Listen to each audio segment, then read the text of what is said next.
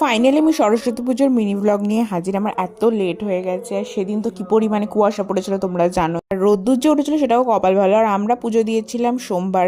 আমাদের পাড়ায় একটা বাড়িতে পুজো হয়েছিল, সেখানে আমি পুজো দিতে গিয়েছিলাম। সেখানে ফুলমালা দিয়ে আসার পরে আমি ছাদে এসেছিলাম ফুল তুলতে। কুয়াশার জন্য ছ্যাঁত তো করছিল ওই ঘর বাড়ি, কিন্তু কুয়াশার জন্য যে শিশির পড়েছে, এত ফুল ভালো লাগছিল। আর সারা রাত ধরে মাকড়সার জাল বানিয়েছে, আর এই মাকড়সার জালগুলো কি মারাত্মক সুন্দর লাগছে শিশির পড়ে। আমি কখনো ভাবিনি যে মাকড়সার জালও এত সুন্দর লাগতে পারে। আমি মাকড়সার জালের অবধি ছবি তুলেছি। সরস্বতী পুজোয় মেনলি যেহেতু সাদা আর হলুদ লাগে, সেজন্য আগের দিন সব সাদা হলুদ ফুলগুলো গাছে রেখে দিয়েছিলাম, কিচ্ছু তুলিনি, তাই যাতে এক গাদা ফুল আর মালা গাঁথতে পারে। এখানে সকালবেলা এ পাখিটাও বোধহয় সরস্বতী পুজো দিতে যাবে, যেটা সাত সকালবেলাও স্নান করছে।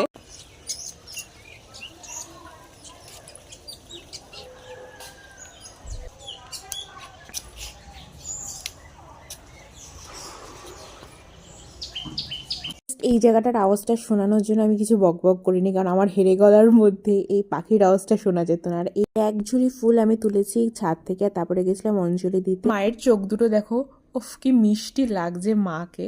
আর এটা হচ্ছে আমাদের বাড়ির পুজো। তারপরে বাড়ি এসে পুজোটা কমপ্লিট করে শাড়িটার পরে আমি বসেছি এখন চারকলা মাখতে। এখন আমি রেডি, যাব আমি আর দিদি ইউনিভার্সিটি। দেখা হবে তোমাদের সাথে পার্ট 2-তে। Stay tune, tata.